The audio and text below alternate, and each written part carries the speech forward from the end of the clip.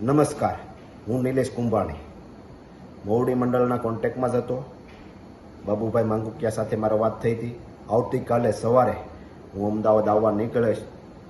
મારા પરિવાર, સગા સંબંધી, મિત્રોને મેં કીધું હતું કે કોંગ્રેસ પાર્ટી આપણી સાથે છે, આપણે કાંઈ ડરવાની જરૂર નથી. બધાનો સાથ સહકાર લઈ અને પિટિશન દાખલ કરવા માટે હું અમદાવાદ રવાના થયો.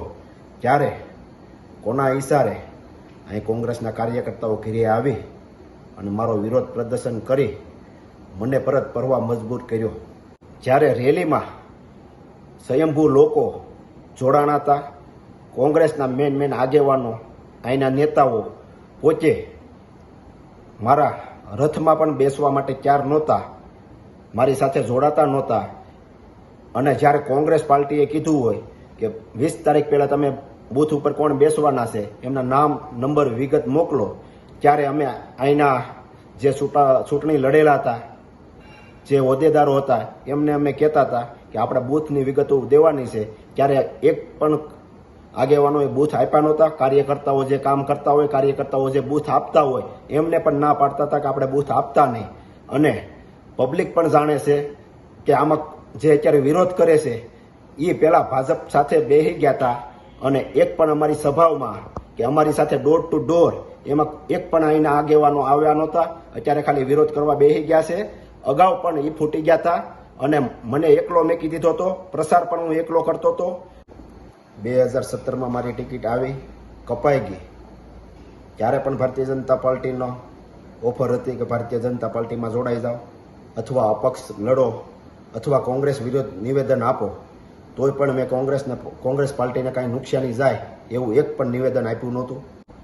ગઈ વિધાનસભામાં ભારતીય જનતા પાર્ટી દ્વારા એવી ઓફરો આવતી હતી કે તમે પ્રસાર ધીમો કરો, કાર્યાલય બંધ કરી ગયો, ડોર ટુ ડોર જવાનું બંધ કરો, સભાઓ ઓછી લ્યો. ત્યારે અમારા સાથી ઉમેદવારોએ ઘણાએ એ ઓફર સ્વીકારી લીધી હતી અને 2700 મત મળતા હોય ત્યારે એણે ઓફિસો બંધ કરી દીધી હતી, પ્રસાર કરવાનો પણ ધીમો પાડી દીધો હતો. અને એમના કાર્યકર્તાઓ, સગા સંબંધી મિત્રોને કહેતા હતા ભારતીય જનતા પાર્ટીને મત દેજો. પરેશભાઈ ધાનાણી જ્યારે પહેલી સભા લેવા સુરત મોટા વરાસા આવ્યા ત્યારે કોંગ્રેસના આગેવાનો દ્વારા કોંગ્રેસનું ટેજ ટૂંકું પડતું હતું. તે પહેલાં 1-2 કોંગ્રેસના આગેવાનોને ફોડી નાખવામાં આવ્યા હતા કે કોંગ્રેસને સભાઓમાં કે ટેજમાં કે રેલીમાં નહીં જવાનું. ત્યારબાદની બીજી સભાઓમાં તમે જુઓ તો કોંગ્રેસના એક પણ આગેવાન કે એક પણ અહીંના ગણા ગાંઠા નેતાઓ મારા ટેજ ઉપર કે મારા ડોર ટુ ડોર કે મારા સભામાં નહોતા આવતા, સિવાય કે 1-2 આગેવાનો. અત્યારે જે વિરોધ કરે છે એમને તમે પૂછજો કે આમ આદમી પાર્ટીના નેતાઓ, આમ આદમી પાર્ટીના કોર્પોરેટરો, આમ આદમી પાર્ટીના કાર્યકર્તાઓ જે સાથે રહી મહેનત કરતા હતા, કોંગ્રેસના આગેવાનો, નેતાઓ કોના દબાવ આવવાથી કોને ફોડ્યા હતા અને મારી સભાઓમાં કે ટેજમાં કે મિની બજારમાં અમે ગયા હોય, ડોર ટુ ડોર એમાં નહોતા આવતા, મિની બજારની સભામાં નહોતા આવતા, મોટા વરાસા ડોર ટુ ડોર ગયા એમાં નહોતા આવતા, કતારગામ અમે કતારગામ બજારમાં ગયા એમાં પણ નહોતા આવતા, માનગઢ ચોક ડોર ટુ ડોર ગયા એમાં પણ નહોતા આવતા. અત્યારે જે વિરોધ કરે છે આમ આદમી પાર્ટીના નેતાઓને અમે ટેજ ઉપર બોલાવી અને પ્રસાર કરતા હતા, સભાઓ લેતા હતા. ત્યારે કોંગ્રેસના આગેવાનો વિરોધ કરતા કે આમ આદમી પાર્ટીને તમે કેમ સાથે રાખો છો. ત્યારે હું કહેતો આપણે ઇન્ડિયા ગઠબંધન છે એટલા માટે આપણે આમ આદમી પાર્ટીના નેતાઓને સાથે રાખવા પડે, આમ આદમી પાર્ટીના કોર્પોરેટરોને સાથે રાખવા પડે. એમને મત મળ્યા છે, એ આપણો પ્રસાર કરે છે તો આપણે એમને સાથે રાખવા પડે. તો ક્યારેક કોંગ્રેસના અહીંના ગણી ગાંઠે નેતાઓ એમનો વિરોધ કરતા હતા કે એમને સાથે રાખવામાં એ તમને હું જીતાડી દેવાના છે. મેં પ્રતાપભાઈ દુધાતને અનેક વાર કીધું તમે સભાઓમાં મારી સાથે આવો, તો એમણે કીધું હું ફોર્મ ભરતી વખતે તારી સાથે આવે, તું અમરેલીની તારીખ પછીની તારીખ લેજે. ત્યારબાદ પ્રતાપભાઈ દુધાતને પૂછી અને પછીની મેં તારીખ લીધી. ત્યારે મારો ફોન નહોતા ઉસકાવતા.